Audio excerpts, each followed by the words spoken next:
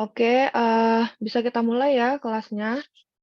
Saya lihat sudah hampir semua walaupun belum dari yang seharusnya, tapi tidak apa-apa mungkin yang lain menyusul, masuk ke Zoom-nya. Kita mulai supaya juga cepat selesainya, karena untuk pertemuan pertama seperti biasa ya, menjelaskan kontrak dan mungkin ada pengantar sedikit untuk materi pertama dari mata kuliah pengantar teknologi maju untuk kelas RKA 2. Saya buka dulu kelasnya. Assalamualaikum warahmatullahi wabarakatuh. Selamat siang semuanya. Yang Oke, saya kirain tidak ada orangnya. Eh, hmm, Mungkin perkenalan dulu ya sebelum saya menjelaskan kontrak kuliah. Jadi untuk saya mungkin belum pernah mengajar angkatan 2022 karena kebetulan tahun kemarin itu saya harus, melanjutkan tugas belajar untuk jenjang doktoral. Jadi saya hanya bertemu dengan mahasiswa TRKB angkatan 2020, 2021. Jadi untuk 2022 kebetulan saya belum pernah masuk kelas ataupun menjadi dosen wali untuk angkatan 2022. Tapi saya sebetulnya, salah satu dosen di FTMM, di Prodi Teknik Robotika dan Kecerdasan Buatan. Mungkin bisa dilihat di website-nya FTMM ya. Jadi kebetulan untuk mata kuliah ini, saya diminta bantu mengajar untuk pengantar teknologi maju, khususnya nanti yang ke arah kecerdasan buatan, karena kebetulan saya lebih ke arah kecerdasan buatan untuk, bidang fokus dan penelitian ataupun risetnya. Jadi nanti untuk pengantar teknologi maju ini tidak semua pertemuan akan diadakan secara daring. Nanti akan kita lihat di kontrak kuliahnya, pertemuan mana saja yang dilaksanakan secara daring dan selebihnya nanti akan dilaksanakan secara luring. Mungkin itu saja ya pengantarnya. Kita masuk ke kontrak kuliah untuk pengantar teknologi maju. Jadi untuk kode mata kuliahnya TNM 101 ya, mata kuliah ini 2 SKS. Untuk mahasiswa STMM, jadi seluruh mahasiswa STMM yang ada di semester 2 mengambil mata kuliah ini di 5 prodi.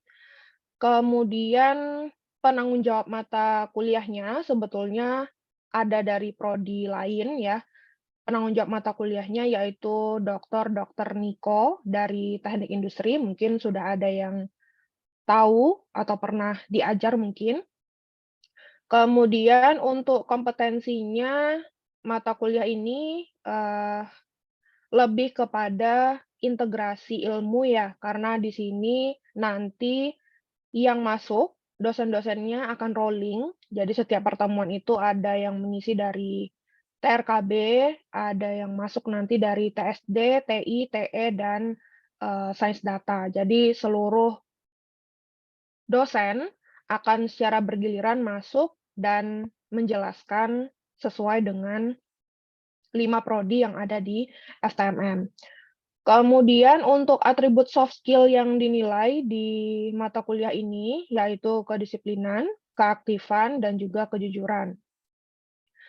Kemudian untuk mata kuliahnya akan dilaksanakan setiap hari Rabu jam 10.40 sampai 12.20. Kemudian untuk strategi perkuliahan ini hampir sama seperti mata kuliah yang lain ya. Ada kuliah, kemudian diskusi, dan juga tugas terstruktur. Cuman untuk PTM ini hanya ada satu tugas besar di akhir, jadi tidak ada tugas lainnya di setiap minggu ataupun menjelang UTS UAS, hanya ada satu tugas dan harapannya satu tugas ini bisa dikerjakan dengan baik.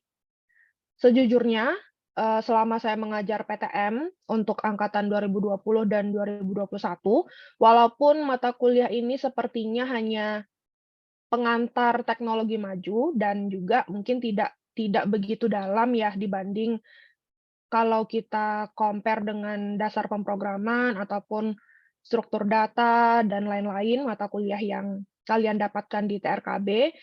Mata kuliah ini sejujurnya hanya membahas, dasar-dasar dari apa itu TRKB, apa itu TE, apa itu RN, apa itu sains data, apa itu TI. Tapi sejujurnya nilai yang didapat oleh mahasiswa di angkatan 2020 dan 2021 itu tidak begitu banyak yang A. Jadi mungkin karena menyepelekan atau bagaimana, jadi saya juga kurang tahu alasannya kenapa. Rata-rata nilai ujian tengah semester dan ujian akhir semesternya itu tidak begitu baik. Jadi harapannya untuk tugas terstruktur ini, karena hanya ada satu, silahkan dikerjakan dengan sebaik mungkin, sehingga walaupun UTS dan UAS-nya tidak begitu baik, persentase nilai tugasnya, itu bisa membantu seandainya nilai UTS dan UAS-nya tidak bagus, kira-kira seperti itu. Kemudian bahan bacaan, karena mata kuliah ini kalian mempelajari mengenal 4 prodi lain di FTMM, jadi tentu bahan bacaannya juga terdiri dari 5 prodi, jadi nanti ini bisa kalian searching sendiri di Google atau di Libgenrus. Bisa dilihat e-book-nya tentang rekayasa teknologi, seperti apa, teknik industri, teknik elektro, teknik robotika dan kecerdasan buatan, teknologi sains data. Kemudian komponen dan metode penilaian, di sini ada 4 komponen untuk mata kuliah PTM. Yang pertama UTS, di minggu ke-7, setelah minggu ke-7 ya. Kemudian UAS nanti setelah minggu 14, tugas terstruktur, tadi ada 1 tugas besar saja untuk mata kuliah ini, dan soft skill. Kemudian, eee, ini untuk penilaian mengikuti pedoman pendidikan universitas. Jadi untuk nilai A, mulai semester kemarin sebetulnya ya, nilainya sudah berubah. Untuk mendapatkan nilai A itu intervalnya harus dapat paling tidak 86 ke atas. Untuk PTM, ini adalah bobotnya, jadi bisa direncanakan kalau ingin dapat A, itu UAS, UTS, tugas dan soft skill-nya harus dapat minimum berapa untuk bisa dapat A. Untuk UAS dan UTS itu persentasenya 25%. Biasanya untuk UAS dan UTS ini PTM di tahun-tahun sebelumnya itu modelnya multiple choice question, MCQ, jadi ada 50 soal dikerjakan, MCQ untuk UAS dan UTS-nya. Kemudian tugas di sini 45%, jadi tugas terstruktur, satu tugas besar nanti, itu bobotnya hampir separuh dari nilai keseluruhan, jadi diharapkan bisa mengerjakan tugas besarnya dengan baik. Kemudian soft skill, di sini soft skill-nya kita lihat nanti ada persentasenya. Di sini secara keseluruhan soft skill membantu 5%. Nah, untuk nilai soft skill di sini ada 30% kedisiplinan, ya, kehadiran di kelas. Karena tadi sudah saya bilang kalau tidak semuanya kelas online, jadi hanya beberapa pertemuan saja yang online. Yang luring tentu, treatment-nya akan berbeda dengan kalau kelasnya online. Jadi silahkan disesuaikan dengan, pedoman pendidikan yang sudah ada di FTMM. Kemudian kejujuran, nah di sini kejujuran pada waktu pengerjaan UTS dan UAS, kemudian keaktifan, ya ketika pelaksanaan kuliah ada pertanyaan yang ditanyakan Bapak Ibu dosen dari seluruh program studi yang secara bergiliran masuk, itu nanti juga ada penilaiannya. Kemudian kita masuk ke jadwal kuliah, di sini apa saja yang akan kalian pelajari dari minggu pertama sampai dengan minggu ke-14. Untuk minggu pertama seperti biasa, kontrak kuliah dan sejarah revolusi industri, walaupun sebetulnya mungkin hampir semuanya di sini sudah tahu ya bagaimana revolusi industri, sekarang revolusi industri keberapa, mungkin semuanya sudah tahu, jadi tidak termasuk materi yang rumit. Kemudian untuk minggu depan, pengenalan ilmu dari prodi kita sendiri dulu, yaitu Teknik Robotika dan Kecerdasan Buatan. Nah, untuk pertemuan minggu depan, hari Rabu depan ya, itu masih saya yang masuk. Saya jelaskan dulu mengenai kecerdasan buatan. Jadi nanti setelah UTS, Bu Amila yang masuk, yang akan menjelaskan tentang, teknik robotikanya. Kemudian untuk minggu ketiga, ini mulai Bapak Ibu dosen dari program studi Teknologi Sains Data yang masuk. Nah, di sini, kelasnya akan dilaksanakan secara luring, jadi silakan masuk ke kelas yang sudah ditentukan. Kemudian minggu keempat juga luring, ini Bapak Ibu yang dari Teknik Elektro yang akan masuk. Kemudian minggu kelima, ini akan diisi oleh Bapak Ibu dari Teknik Industri. Kemudian minggu keenam, Bapak Ibu dari, dari Rekayasa Teknologi, RN. Kemudian untuk minggu ketujuh, di sini kuliah tamu. Nah, untuk kuliah tamu ini nanti, masih didiskusikan mau luring atau daring. Kalau misalnya nanti memang luring, silahkan menyesuaikan dengan informasi untuk, minggu ketujuh tentang pemanfaatan teknologi di berbagai bidang. Kemudian ujian tengah semester, kemudian minggu ke-8, wawasan di bidang teknik robotika dan kecerdasan buatan, di sini lebih ke teknik robotikanya. Dan di sini mungkin nanti kalau Bu Amila, karena Bu Amila ada di kampus, mungkin luring ya dilaksanakan di kelas. Cuma nanti, menunggu informasi berikutnya, mana tahu ada perubahan. Kemudian minggu ke-9, di sini Bapak Ibu dari Teknologi Sains Data lagi yang masuk. Kemudian minggu ke-10 dari Teknik Elektro, minggu ke-11 Teknik Industri, minggu ke-12 dari Rekayasa Nanoteknologi, minggu ke-13 di sini ada Bisnis Teknologi Maju. Nah, di sini dilaksanakan secara daring. Nah, ini di sini nanti yang akan mengisi yaitu, pengampu penanggung jawab mata kuliahnya, yaitu Dr. Niko. Kemudian minggu terakhir integrasi teknologi maju. Nah, di sini adalah kuliah tamu. Nah, ini nanti akan, sama seperti minggu ketujuh ya, nanti kami diskusikan dulu integrasi teknologi maju ini mau dilaksanakan secara daring atau, luring. Mungkin pada saat minggu tersebut, informasinya bisa didapat dari ketua kelas atau lihat di e-learning hebatnya masing-masing. Kemudian ditutup dengan ujian akhir semester.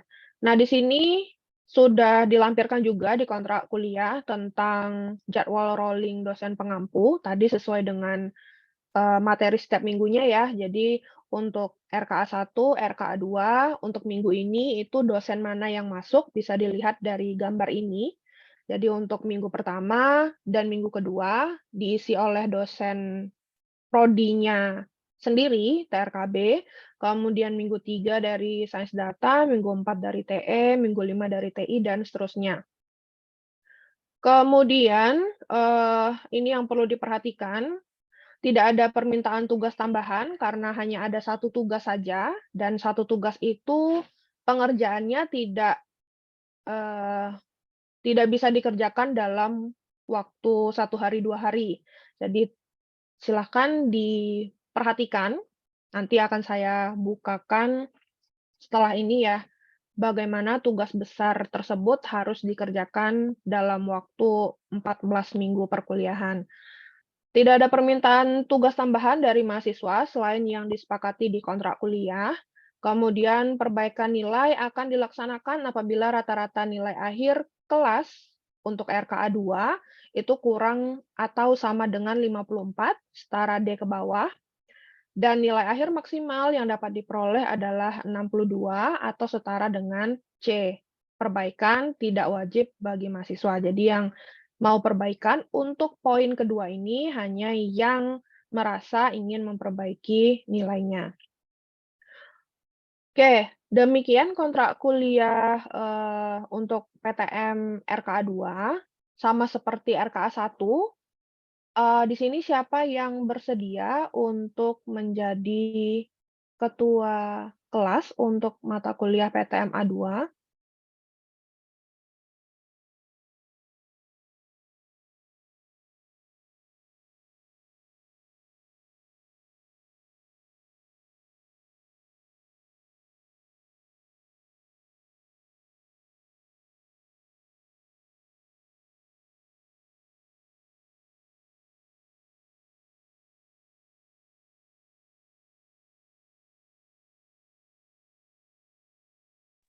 Saya bersedia, Bu. Saya bersedia, Bu. Oh, oke. Galih ya tadi? Iya, Bu. Galih 034. Oke, nanti bisa kontak saya. Nanti saya kirimkan kontrak kuliahnya, kemudian ditandatangani. Gitu ya, Galih? Oke, ketua kelasnya sudah ada, jadi nanti silakan informasi yang didapatkan dari dosen-dosen, karena ini kan dosennya rolling, jadi nanti kemungkinan dosen tersebut kalau misalnya berhalangan hadir, mungkin akan mengontak Galih untuk perwakilan dari RKA 2, PTM RKA 2. Jadi nanti Galih silahkan sampaikan informasi tersebut ke teman-teman sekelasnya, ataupun ada pertanyaan lain dari teman sekelas yang ingin ditanyakan, silahkan lewat Galih, karena dosennya tidak hanya saya dan Bu Amila yang mengajar, tapi ada dosen lain dari prodi lain yang ikut mengajar di mata kuliah ini. Kira-kira demikian. Kemudian kita lihat untuk ini, ketentuan tugas besar, satu-satunya tugas untuk mata kuliah PTM yang tadi sudah ada di kontrak kuliah. Mahasiswa, Anda semua yang mengambil PTM ditugaskan untuk membuat artikel populer terpublikasi dengan ketentuan sebagai berikut. Yang pertama, tugas untuk membuat artikel populer ini adalah individu, jadi silahkan, kalau tidak salah tadi saya melihat terakhir kali yang mengambil PTM RKA 2 ini ada 50 mahasiswa, jadi artinya ada 50 artikel populer yang nanti akan masuk atau submit di e-learning. Kemudian yang kedua, tema untuk artikel populernya itu bisa dipilih dari salah satu materi pada mata kuliah pengantar teknologi maju yang diberikan yang berkaitan dengan prodi masing-masing. Contohnya, dampak industri 4.0 pada sektor robotika dan kecerdasan buatan. Atau kalau mau mengambil salah satunya, dampak industri 4.0 pada sektor kecerdasan buatan. Atau dampak industri 4.0 pada sektor teknologi robotika dan IoT atau Internet of Things, misalnya seperti itu. Itu boleh. Jadi silahkan ada kaitannya dengan teknik robotika dan kecerdasan buatan. Kemudian pentingnya integrasi data pada sektor kecerdasan buatan, misalkan, atau pentingnya integrasi data pada sektor teknologi robotika yang dikombinasikan mungkin dengan sains data. Di sains data, mereka ada belajar mungkin data analytics atau data visualization, dan kalian ingin menggabungkannya dengan robotika atau kecerdasan buatan, boleh. Jadi, untuk kolaborasi dengan rumpun ilmu yang lain itu diperbolehkan, asalkan ada robotika dan kecerdasan buatannya. Jadi diharapkan tidak menyimpang, maksudnya menyimpang di sini, walaupun disuruh membuat artikel populer, itu tetap harus ada rambu-rambunya. Jadi tidak, misalkan nanti ada yang membahas tentang kesehatan masyarakat. Nah, itu kan tidak merupakan skop dari kita. Kecuali kalau misalnya nanti mungkin mau membuat pentingnya integrasi data kesehatan pada sektor kesehatan dengan bantuan robotika dan kecerdasan buatan. Nah, kalau yang seperti itu diperbolehkan. Yang penting ada highlight untuk artikelnya itu tentang teknik robotika dan kecerdasan buatannya. Kemudian, judul dan isi tidak boleh sama antar mahasiswa. Nah, di sini nanti silahkan membuat strategi bagaimana mengetahui judul ataupun ringkasan ataupun abstrak dari teman-teman satu kelas, atau mungkin nanti bisa dibuatkan spreadsheet ya. Kemudian nanti bisa dimasukkan NIM dan namanya di situ, kemudian judulnya mahasiswa ini apa, sehingga tidak sama dengan mahasiswa yang lainnya. Kemudian untuk yang keempat, poin keempat, artikel yang sudah dibuat tadi harus dimuat pada media massa mainstream, baik yang bersifat cetak maupun non-cetak. Contohnya, website STMM atau Unair News, detik.com, Jawa Pos, dan lain-lain, bebas. Mau Kompas misalkan atau mau, media-media massa yang lain, itu diperbolehkan. Asalkan bukan thread Twitter, blog, ataupun media sosial yang lainnya, seperti Instagram, tidak diperbolehkan. Jadi yang menjadi fokus di sini adalah artikelnya itu dimuat di media massa online. Jadi nanti silahkan dipikirkan mau dituju kemana artikel yang dibuat tersebut. Kemudian untuk poin kelima, pada artikel, identitas penulis harus tertulis dengan jelas menggunakan nama lengkap, program studi, dan daftar pustaka jika memungkinkan untuk ditampilkan. Tapi kalau daftar pustakanya biasanya tidak mungkin untuk ditampilkan, terutama kalau misalnya kita masukkan ke Detik, kemudian Kompas, Jawa Pos, itu kan biasanya ketika artikelnya tampil kan hanya ada identitas penulisnya saja. Misalnya A dari Teknik Robotika dan Kecerdasan Buatan Universitas Erlangga, seperti itu. Jadi untuk daftar pustaka sifatnya opsional.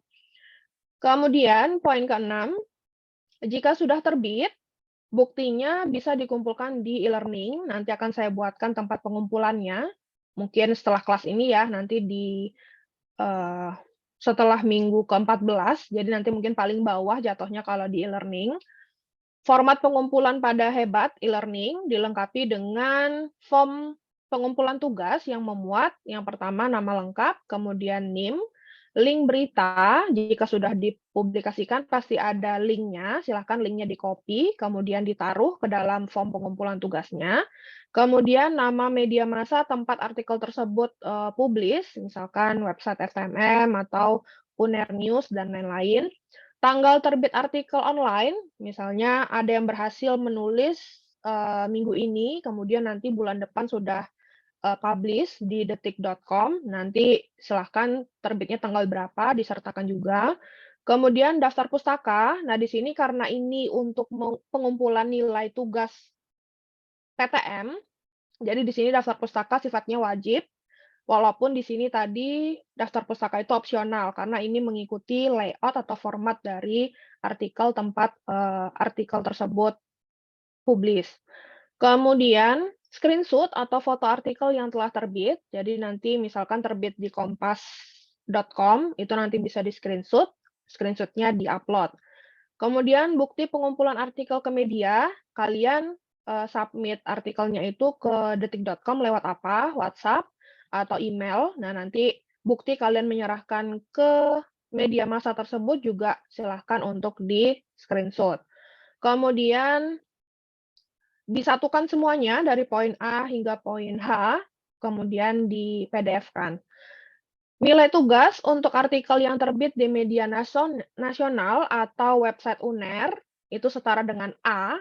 Jadi untuk nilai tugas terstruktur tadi 45% dari bobot seluruh nilai PTM itu dapat A kalau terbit di media nasional seperti Detik, Jawa Pos, Kompas, dan lain-lain. Atau website UNER. UNER News ya, masuknya UNER News, dapat A. Kalau terbit di website FTMM, maksimal setara AB, dan apabila hingga akhir deadline, tugas artikel tersebut tidak berhasil terbit, tapi sudah berhasil submit atau kalian kirimkan, sudah selesai kalian kerjakan, kalian kirimkan ke media massanya atau ke website FTMM atau ke UNER News-nya, maka nilai maksimum untuk tugas tersebut adalah B. Jadi ini tolong diperhatikan sehingga tidak ada yang miss di akhir. Karena biasanya nanti ketika nilainya sudah muncul di Cyber Campus, kenapa nilai saya hanya segini. Nah, ini tolong diperhatikan dari kontrak kuliahnya. Kemudian deadline tugas untuk tugas besar ini, satu-satunya tugas PTM, 14 Mei 2023 jam 23.59. Jadi silahkan mungkin mulai dari sekarang ingin menentukan topiknya dulu mungkin, kemudian pelan-pelan menulis, mencari referensi, menulis, dan approach ke media nasional atau website Unernews atau websitenya FTMM atau ada, eee, media massa lain yang mungkin sudah kalian mungkin pernah nulis di sana atau sering membaca berita di sana, bisa mencoba untuk, submit artikel populernya ke sana. Kira-kira seperti itu.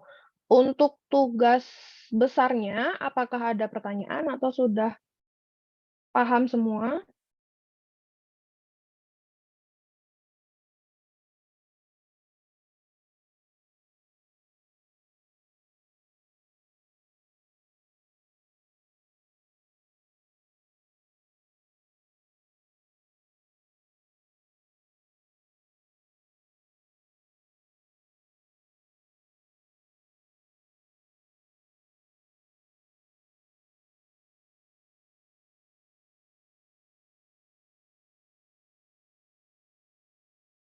Sudah paham, Bu.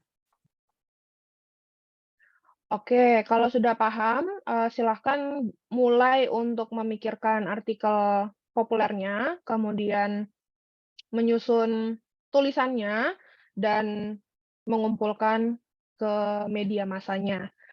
Semoga dari kelas A2 ini banyak yang bisa terbit ya di media massa nasional. Kira-kira seperti itu untuk kontrak kuliah dan juga tugas besarnya. Kalau tidak ada pertanyaan, kita ke sedikit materi untuk PTM minggu ini tentang sejarah revolusi industri.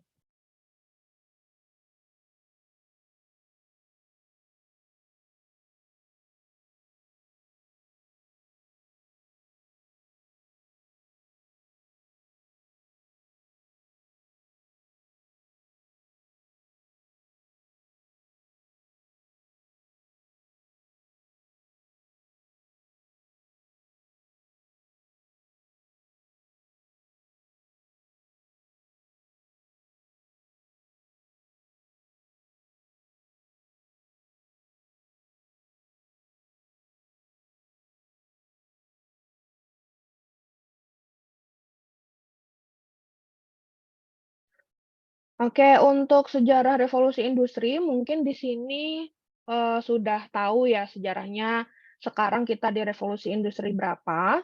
Eee, kita langsung masuk. Jadi untuk minggu pertama capaian materi untuk mahasiswa setelah mengikuti mata kuliah ini pada minggu pertama, mahasiswa akan mampu menjelaskan tentang sejarah revolusi industri 1.0 sampai 4.0. Sekarang mungkin juga sudah masuk ke 5.0. Jadi kemarin itu mungkin akhir tahun 2022 ya sekitar Agustus atau September gitu sudah ada woro-woro tentang revolusi industri 5.0 beserta dengan contoh penemuan ataupun inovasi yang terjadi di setiap, revolusi industrinya. Kita lihat untuk outline-nya, di sini lahirnya revolusi industri, apa, mengapa, dan bagaimana. Kemudian periode revolusi industri 1.0 sampai 4.0.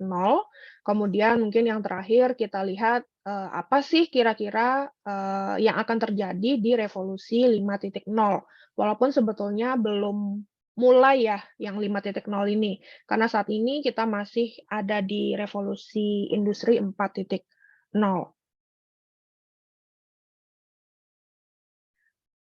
Untuk lahirnya revolusi industri, di sini, ada satu futurolog yang kita lihat, dari kata-kata quote-nya si Alvin Toffler ini.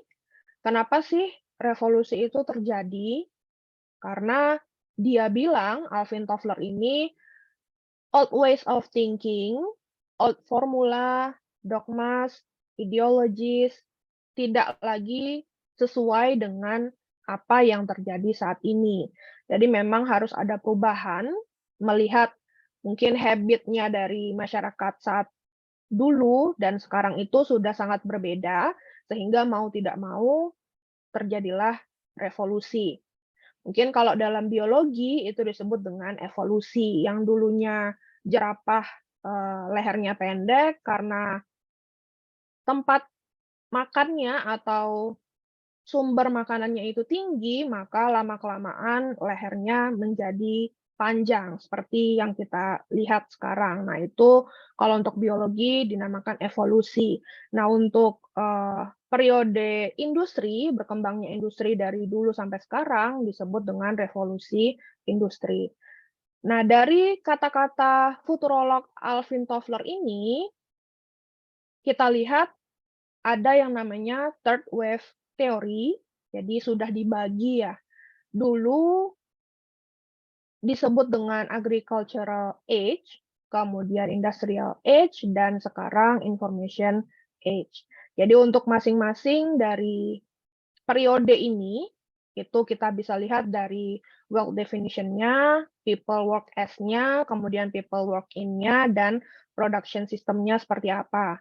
Untuk agricultural age, karena memang masa-masanya mungkin bercocok tanam, lebih dominan, maka wealth definition-nya itu adalah semakin banyak yang punya makanan, maka bisa dikatakan semakin kaya atau bahkan semakin makmur. Jadi bahkan dulu kan uang belum digunakan sebagai, alat tukar. Jadi bisa barter antar, kepala keluarga atau household-nya. Kemudian untuk industrial age, di sini wealth definition-nya tidak hanya food, tapi juga food and things. Jadi di sini barter, tidak hanya food lagi, tapi sudah, "Ya aku punya ini, kamu punya ini, saya butuh itu, bisa nggak saya tukar ini dengan punyamu?" Misalnya seperti itu. Kemudian untuk information age, di sini wealth definition-nya tidak hanya sebatas makanan dan benda lagi, tapi sudah knowledge. Artinya, brain-nya itu sudah, mmm, lebih diunggulkan dibanding hanya sekedar mengisi perut dan, bertukar barang. Kemudian untuk people work as-nya, di sini untuk agricultural itu lebih ke manpower, kemudian untuk industrial age itu rata-rata masyarakatnya menjadi pegawai atau employee, sedangkan untuk information age sekarang lebih ke partnership-nya bagaimana. Untuk people work in-nya, di agricultural age ini organisasinya itu sifatnya hierarki, jadi dari atas ke bawah. Kemudian untuk industrial age, people work-nya ini birokrasi. Jadi organisasinya itu sudah ke ranah birokrasi. Sedangkan untuk information age saat ini itu lebih kepada teamwork atau network organization. Jadi ketika bekerja itu bekerja dalam teamwork-nya, kemudian ketika ada link network-nya bagus antara satu pribadi, individu dengan individu yang lainnya, nanti bisa menciptakan mungkin satu startup. Kalau sekarang ya, mungkin antara teknik robotika dengan sistem informasi, dengan, anak kedokteran, nanti bisa membuat satu startup, mungkin yang bergerak di bidang kesehatan, mental health, dan sebagainya. Nah, kira-kira seperti itu kalau di information age. Kemudian untuk production system, di sini untuk agricultural masih one piece customization. Sedangkan untuk industrial age itu sudah mass production, jadi produksinya itu sudah lebih besar ketimbang, custom one piece di masa agricultural.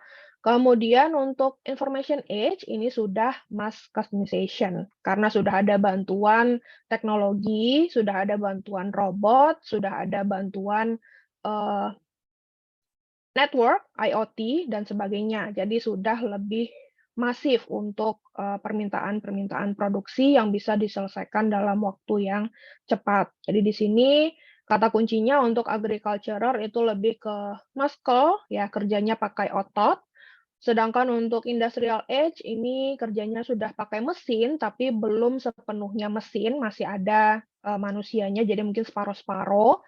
Sedangkan untuk information age di sini sudah pasti full machine, bahkan sekarang sudah ada yang disebut dengan artificial intelligence, deep learning, dan sebagainya, yang sudah memungkinkan alat-alat untuk bekerja secara otomatis dan ditambah dengan mind plus emotion.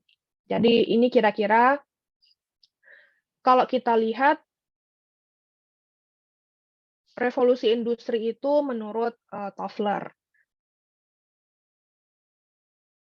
Ini kita lihat ada video, sebentar saya belum nyalakan audionya, saya stop dulu.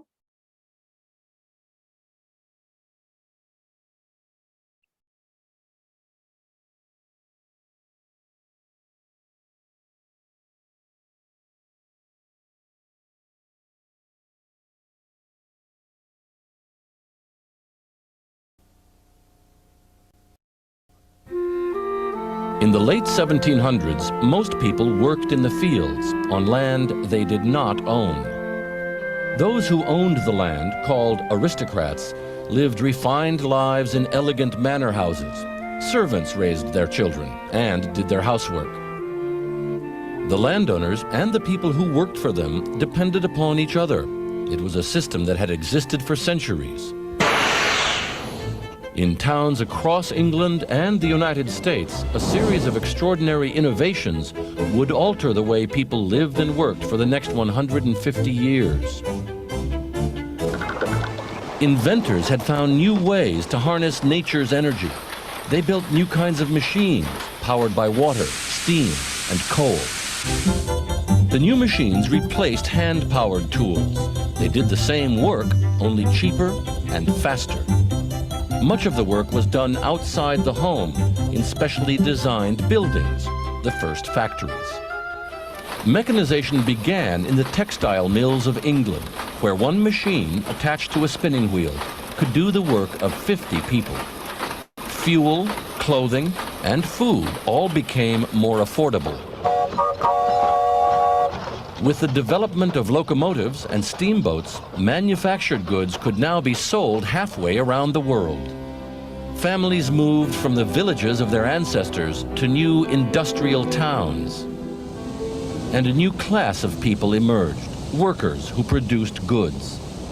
Industrialists, the people who owned the factories, employed hundreds, sometimes thousands of people. And they made enormous profits in their industrial centers. But while the Industrial Revolution brought wealth to some and jobs for others, it came with a price tag. Pollution from coal-powered factories turned the cities black. Lack of housing created the first urban slums. And the demand for more and more goods and higher profits brought the exploitation of workers, including children. Some of the worst conditions were seen in the textile mills of New England. In the 1830s, a 10-year-old mill girl described her life. We were paid $2 a week, and the working hours of all the girls extended from 5 o'clock in the morning till 7 in the evening, with 1.5 hour for breakfast and for dinner. It was the hiring of children, some as young as 5 years old, throughout the 1800s and early 1900s, that outraged the public. Workers and reformers protested. They formed unions and associations and fought for government regulations to limit the workday and protect children. These laws helped address many of the abuses brought on by the Industrial Revolution. Today, we are in the middle of another revolution, a technological revolution. We live in what's called the global village, because we can connect with people around the world as if they lived next door. And we can now work anytime and anywhere. We will have to wait and see where this new revolution leads.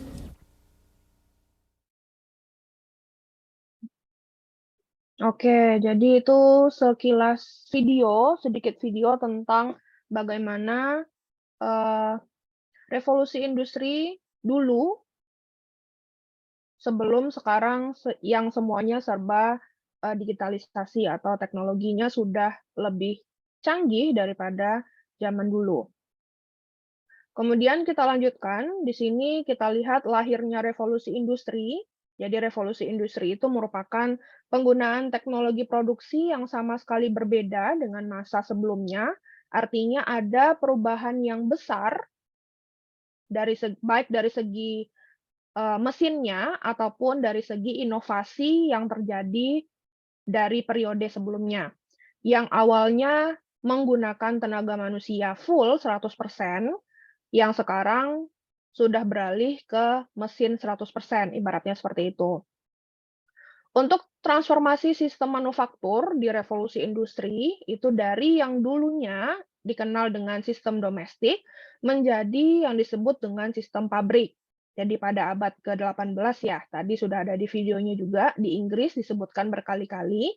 Jadi itulah yang menandai lahirnya revolusi industri. Revolusi industri ini pun bergerak, ya terus bergerak dari yang awalnya 1.0 sampai 4.0 kita lihat nanti perbedaannya yang cukup berbeda. Kemudian untuk perbedaan sistem domestik dan sistem pabrik, di sini kalau kita lihat berdasarkan komponen pembedanya, yang pertama metode. Untuk sistem domestik peralatannya manual, jadi hand tool, seluruhnya dibuat dengan manual oleh pekerja-pekerja yang bekerja saat itu. Kemudian untuk sistem pabrik sudah menggunakan mesin untuk metodenya. Jadi sudah ada mesin, walaupun mesin ini mungkin masih dikendalikan oleh manusia, baik on-off-nya atau mengatur suhunya dan sebagainya. Kalau kita lihat sistem pabrik yang saat ini, yang sudah autonomous vehicle, autonomous robotics, dan sebagainya, mesin sudah tidak lagi perlu diperhatikan ketika mereka bekerja itu 100% oleh manusia. Jadi sudah bisa di-setel mungkin dari segi timernya, suhunya, dan lain sebagainya. Kemudian untuk yang kedua, komponen pembedanya kita lihat dari lokasi. Untuk sistem domestik itu dulu bekerjanya dari rumah, work from home. Kemudian untuk sistem pabrik rata-rata sekarang mesin-mesin itu pasti ada di pabrik ya, di warehouse-nya atau di R&D, bagian R&D-nya dan sebagainya. Walaupun sekarang sebenarnya sistem pabrik pun sudah ada yang memperbolehkan WFH dan WFO secara bergantian. Mungkin 3 hari di kantor, 2 hari di rumah, dan seterusnya. Kemudian untuk komponen pembeda selanjutnya itu ada kepemilikan dan jenis peralatan. Untuk sistem domestik itu peralatannya kecil yang dimiliki pekerja secara personal, sedangkan untuk sistem pabrik, mesin-mesin besar yang dimiliki oleh kapitalis. Jadi memang biasanya untuk produksi, manufaktur, itu mesin-mesinnya memang tidak dalam ukuran kecil. Kemudian untuk komponen pembeda berikutnya adalah output produksinya. Untuk sistem domestik, level produksinya rendah. Tadi ya, kita sudah lihat juga hanya one piece saja. Tapi untuk sistem pabrik itu bisa level produksinya itu tinggi, jadi sudah mass production. Dijualnya untuk pasar yang luas, bahkan juga sudah bisa diekspor impor. Sedangkan untuk sistem domestik itu tidak, hanya berdasarkan permintaan atau request lokal.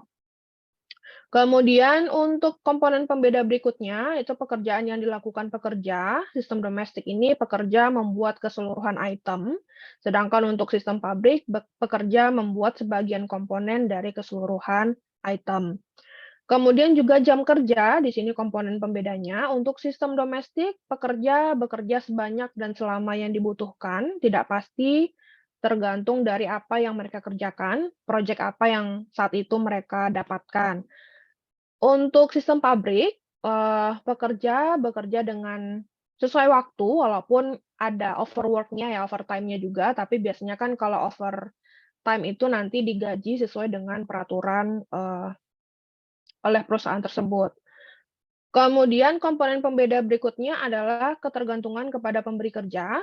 Pekerja memiliki beberapa sumber pendapatan, contohnya pemberi kerja lainnya, yang punya kebun, yang punya lahan, yang punya sawah, mungkin yang punya ladang sawit, dan sebagainya. Sedangkan untuk sistem pabrik, itu pekerja bergantung sepenuhnya pada kapitalis untuk sumber pendapatannya. Terutama kalau misalnya perusahaannya itu adalah perusahaan-perusahaan yang global ya. Jadi tidak hanya ada di Indonesia, tapi juga mungkin dia buka cabang di Cina, di Korea, di Jepang, dan sebagainya. Kira-kira itu perbedaan kalau kita melihat sistem domestik dan sistem pabrik. Walaupun sebetulnya mungkin tidak saklek ya. Sekarang ini kan sudah karena ada COVID 2 tahun sebelumnya itu terjadi beberapa perubahan atau perbedaan yang membuat sekarang ini mungkin lebih fleksibel dibanding dengan dulu sebelum COVID. Kemudian periode revolusi industri. Nah, di sini kita bahas revolusi industri 1.0, kemudian 2.0, 3.0, dan 4.0. Untuk periode revolusi industri 1.0 itu disebut dengan revolusi industri mekanisasi. Jadi terjadinya yang 1.0 ini pada tahun 1765. Nah, di sini biasanya dalam 2 tahun adanya kelas PTM, itu selalu ada pertanyaan di ujian tengah semesternya, kapan terjadinya periode revolusi industri 1.0. Dan ketika ada jawaban A, B, C, D, E, yang menjawab benar itu tidak sampai 50%. Jadi di sini nanti tolong ini diingat-ingat juga, terjadinya revolusi industri pertama 1.0 yang disebut dengan mekanisasi itu 1765. Jadi nanti semoga kelas A2 tidak menjawab selain dari 1765. Karena setiap ditanyakan itu masih juga ada yang tidak tepat menjawabnya ketika ujian tengah semester. Untuk 1.0 ini highlight-nya adalah produksi pada industri berbasis mesin bertenaga uap, kemudian manusia sudah dapat bepergian jauh dengan menggunakan kereta. Karena sudah ada mesin bertenaga uap, jadi kereta yang bertenaga uap pun sudah ada, jadi mereka sudah bisa berpindah dari satu daerah ke daerah yang lain dengan menggunakan kereta uap tersebut. Kemudian untuk revolusi industri 2.0, ini disebut juga dengan elektrifikasi, terjadinya tahun 1870. Sudah terjadi produksi massal dengan menggunakan jalur perakitan. Kemudian ditemukannya mobil untuk melakukan perjalanan jauh. Jadi sudah tidak menggunakan kereta satu-satunya ketika ingin bepergian. Masuk ke revolusi industri 3.0, di sini terjadinya tahun 1960. 1960 disebut juga dengan periode revolusi industri otomasi. Nah, di sini sudah mulai otomasi pelan-pelan. Otomasi di sini sudah ada komputer, sudah ada peralatan elektronika di revolusi industri 3.0, dan masyarakat juga sudah bisa mengirimkan surel atau surat elektronik atau email. Kemudian 4.0, periode revolusi industri saat ini, yang disebut dengan digitalisasi. Jadi sudah ada pengenalan terhadap peralatan yang saling terkoneksi, sudah ada jaringan internet, Wi-Fi, kemudian analisis data, sudah dikenal juga big data, sudah ada juga sains data saat ini ya, untuk mengolah, untuk merepresentasikan atau data visualization kalau kita ingin melakukan visualisasi terhadap data tersebut, dan lain-lain. Kemudian ada juga kecerdasan buatan atau artificial intelligence untuk membuat sistem menjadi cerdas, bahkan sekarang sudah lebih dalam lagi dari kecerdasan buatan, yaitu contohnya machine learning, deep learning, sudah ada juga explainable AI atau XAI. Jadi kecerdasan buatan itu sekarang pun sudah mengalami banyak perubahan. Tidak hanya kecerdasan buatan saja, tapi sudah ada turunannya, sudah ada anaknya yang membuat kecerdasan buatan tersebut menjadi semakin powerful. Kita lihat untuk revolusi 1.0, terjadinya di abad ke-18. Di sini industri yang berkembang pada revolusi industri 1.0 itu adalah yang pertama sesuai dengan video tadi ada juga ya, industri tekstil, kemudian industri baja dan besi, kemudian industri transportasi. Di sini mungkin kalau kalian menonton film Enola Holmes 2, tahu ya ceritanya. Nah, di situ kira-kira terjadinya revolusi industri 1.0. Kalau yang belum silahkan nonton. Ceritanya bagus. Kemudian untuk revolusi industri 2.0, nah di sini sudah lebih maju daripada revolusi industri 1.0. Untuk 2.0 ini ditemukannya listrik, jalur perakitan, sudah bisa ada mobil, tidak hanya kereta uap saja. Inovasi-inovasinya apa saja? Yang pertama, penemuan arus listrik AC/DC. Nah, di sini masih dipakai ya sampai sekarang. Nanti akan kalian dapatkan di mata kuliah rangkaian listrik atau RL, AC/DC. Kemudian bagaimana merakitnya, komputasi merakitnya, mungkin nanti ada di matematika diskrit, basic-nya untuk nanti selanjutnya mungkin di otomasi industri atau mungkin di beberapa mata kuliah pilihan. Kemudian inovasi baru produksi besi dan baja dalam skala besar, kemudian produksi massal mobil dan pesawat sebagai alat transportasi massal, meluasnya pemakaian mesin industri untuk manufaktur, meluasnya penggunaan telegraf untuk memungkinkan melakukan komunikasi jarak jauh, dan adanya teknologi listrik yang diterapkan ke dalam teknologi transportasi dan telekomunikasi. Sedangkan untuk 3.0 ini sudah lebih maju lagi dibanding yang 2.0 tadi, karena sudah ada komputer, sudah ada peralatan elektronik, sudah ada perangkat lunak untuk diterapkan di perangkat keras elektroniknya. Jadi sudah ada software, tidak hanya hardware, tapi sudah bisa mengembangkan software karena sudah ada komputer. Nah, untuk peralatan elektronik di sini masih dipakai ya sampai sekarang untuk transistor, sirkuit terintegrasi, PLC, ini juga masih dipakai sampai sekarang. Jadi sudah lebih maju teknologinya kalau kita bandingkan dari revolusi 1.0 dan 2.0. Kemudian saat ini eranya sekarang, dari yang dulunya tidak ada apa-apa, hanya bisa mengandalkan tenaga uap, sekarang sudah beralih dari yang namanya otomatis di revolusi industri 3.0, sudah otomatis karena ada komputer, sudah ada perangkat elektronik, sudah ada software dan hardware. Untuk revolusi industri 4.0 ini lebih ke arah autonomousnya. Jadi tidak hanya otomatis, tapi juga tidak perlu terlalu dikontrol oleh manusia lagi. Jadi mesinnya itu sudah bisa bekerja secara mandiri.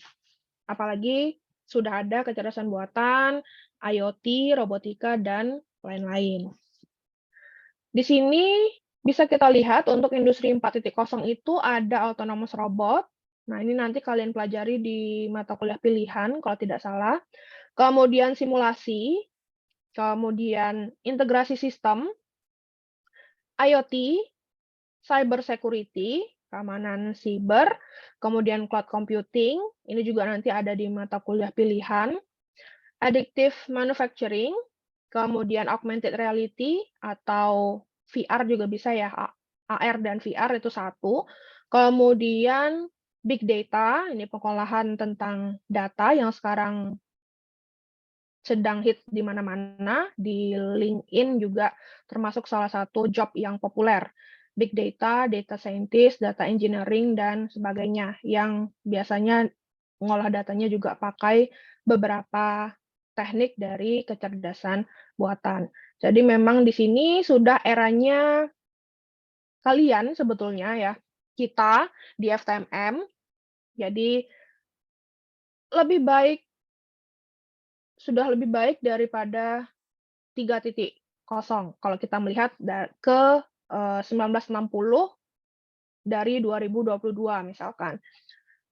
Dan untuk akhir tahun 2022 kemarin, sudah ada isu-isu kalau kita akan beralih ke revolusi industri 5.0, di mana untuk 5.0 ini adalah penyempurnaan dari revolusi industri 4.0, karena lanjutan ya, yang awalnya otomatis sudah jadi otonomous, sekarang otonomous digabung dengan beberapa teknologi yang sudah ditemukan saat ini, misalnya deep learning, kecerdasan buatan, natural language processing, dan lain-lain. Manusia sebagai pusat peradaban yang memanfaatkan teknologi digital, jadi bisa dikatakan untuk revolusi industri 5.0 ini, literasi digitalnya masyarakat itu sudah lebih baik daripada revolusi-revolusi sebelumnya. Yang dulu mungkin masih ada yang istilahnya gaptek, tidak mau bersentuhan dengan teknologi, tidak tahu cara membuat atau merekap atau membuat laporan atau merekap data dengan Excel dan lain-lain. Sekarang mungkin juga salah satunya dipengaruhi oleh COVID yang terjadi 2 tahun belakangan ini, walaupun sampai sekarang ya masih ada COVID, tapi dengan adanya COVID itu mengakselerasi seluruh digitalisasi, tidak hanya di Indonesia tapi juga di dunia. Kemudian manusia dapat bekerja sama dengan robot dan kecerdasan buatan.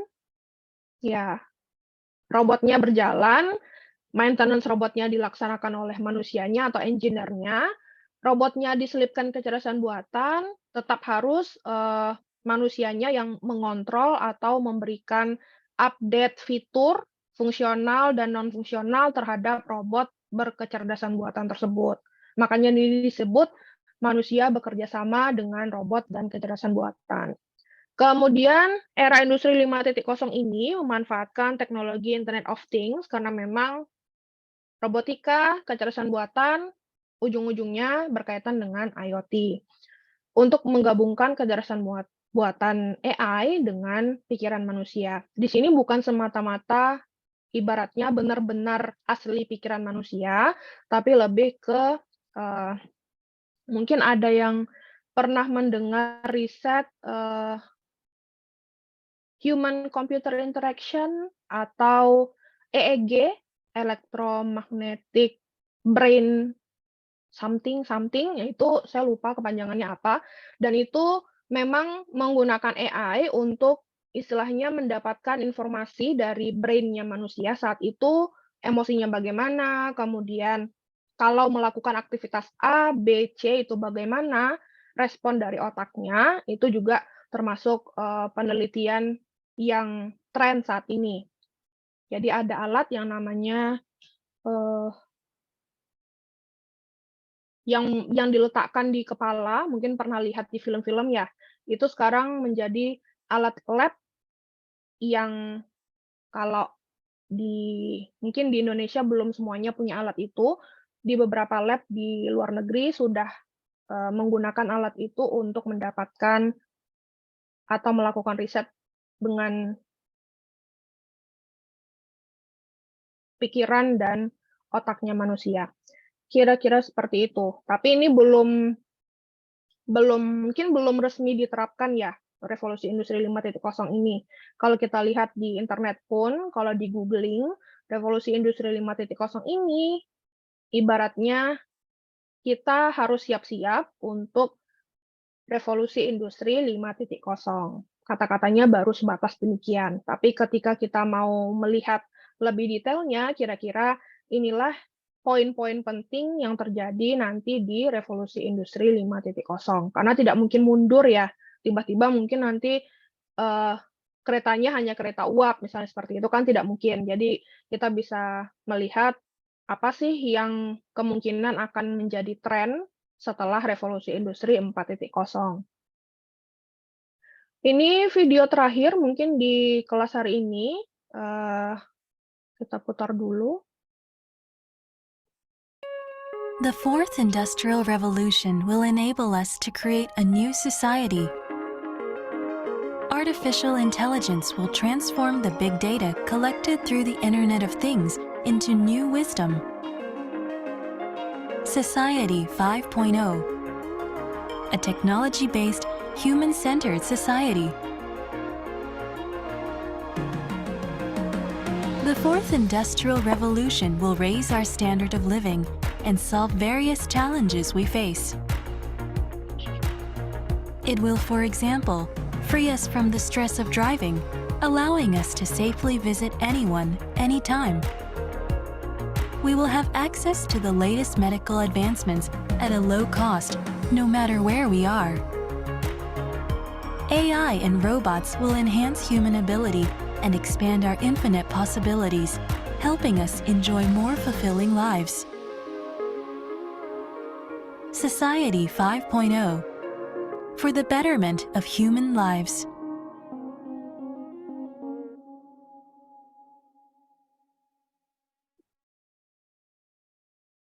Oke, demikian mungkin materi pertama untuk pengantar teknologi maju. Jadi untuk PTM ini, yang perlu diperhatikan adalah periode revolusi industri. Jadi biasanya di ujian tengah semester itu nanti pertanyaan seputar revolusi industri di kisaran sana. Jadi kapan periode revolusi industri pertama, kemudian apa bedanya antara revolusi industri 2.0 dan 3.0, dan 3.0 atau 4.0 dan seterusnya. Jadi itu yang harus diperhatikan untuk materi pertama PTM. Kira-kira ada pertanyaan atau sudah paham? Karena sudah habis ya materi untuk hari ini. Penjelasan kontrak sudah tadi, dan sejarah revolusi industri juga sudah kita bahas.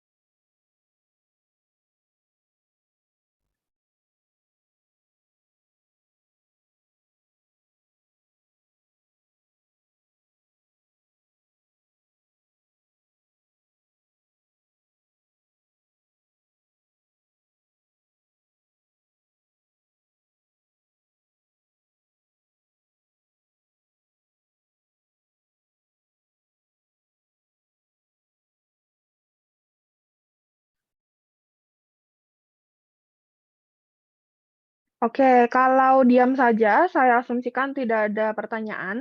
Jadi silakan untuk sejarah revolusi industri ini tidak hanya sebatas PPT yang saya jelaskan barusan, tapi juga bisa kalian searching di mandiri ya, di Google banyak, kemudian beberapa e-book tentang revolusi industri juga lebih detail untuk menjelaskan apa perbedaannya dari setiap periode revolusi industri. Kira-kira itu yang bisa saya sampaikan. Jangan lupa absen di e-learning. Kemudian untuk minggu depan masih daring ya, jam 10.40 hari Rabu. Untuk link Zoom-nya silahkan lihat di e-learning. Kira-kira itu, kalau tidak ada pertanyaan, saya akhiri kelasnya untuk pertemuan minggu ini. Kita ketemu hari Rabu depan. Tidak ada pertanyaan ya? Tidak ada, Bu. Tidak ada, Bu. Oke. Kalau tidak ada, saya akhiri. Terima kasih atas kehadiran dan partisipasinya. Kita ketemu lagi minggu depan. Assalamualaikum warahmatullahi wabarakatuh. Waalaikumsalam, Bu. Terima kasih. Terima kasih, Bu.